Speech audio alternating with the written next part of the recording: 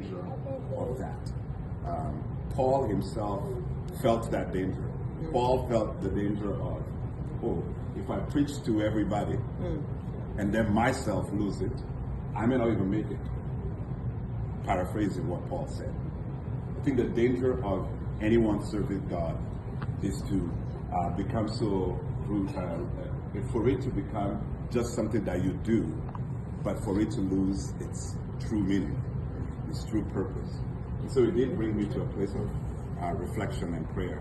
Now, what I think many of these people might miss, and I don't know what their private life looks like, but this is what I think they might miss. I think that the character that you need to sustain the glory of the stage or the glory of the crowd or the glory that you seek for in life, the character that you need can only be formed off the stage, like behind the scenes. And I think that for some of these, perhaps along the journey, they stopped doing the non-glamorous work, the repetitive work, and so perhaps they stopped memorizing the Beatitudes, for example.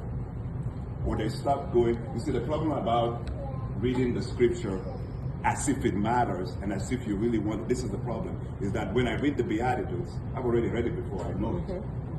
When I read these lame verses that are not necessarily going to translate easily into how I'm going to make money or how I'm going to succeed, if they don't translate easily, or if it's not something that I can use to destroy the enemy,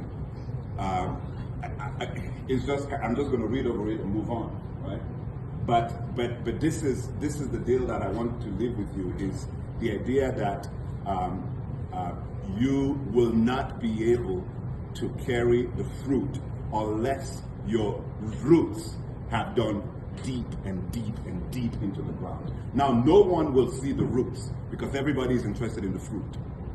Okay? No one will see the root, but everybody is interested in the fruit. But what I want you to understand is that you will not be able to carry it. Okay? So in the long run, perhaps we could be like them. I could be like one of them. Right? And so that's why you must make it a personal thing, right? Regardless of what stage of life you're in, you must make it a personal thing where you say, who I am on stage will not be greater than who I am behind the scenes. You understand?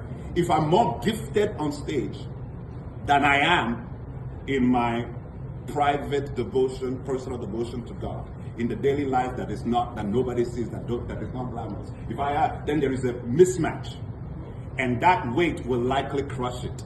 The proper measure is, I would rather be wiser and more full of depth and full of prophetic words and full of God's presence, and when I come on stage, I'm average. Maybe you can't even notice. I would rather that, because I know that can carry for a long time. You understand? I don't want you to think that I am more gifted, that I am devoted. That's the idea. Yeah. So always measure, because the problem of those who are particularly gifted is always that. And I think that's the problem, is that your gift will overshadow your devotion. Yeah. And if your gift that overshadows your devotion, it will crush it. In fact, your gift will not make a way for you in that condition. Your gift will likely lead you to destruction. And we have seen it.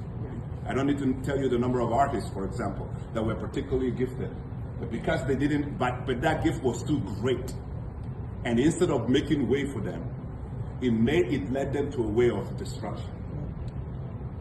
So, I'm not saying be average on stage, but I am saying be great in your devotion.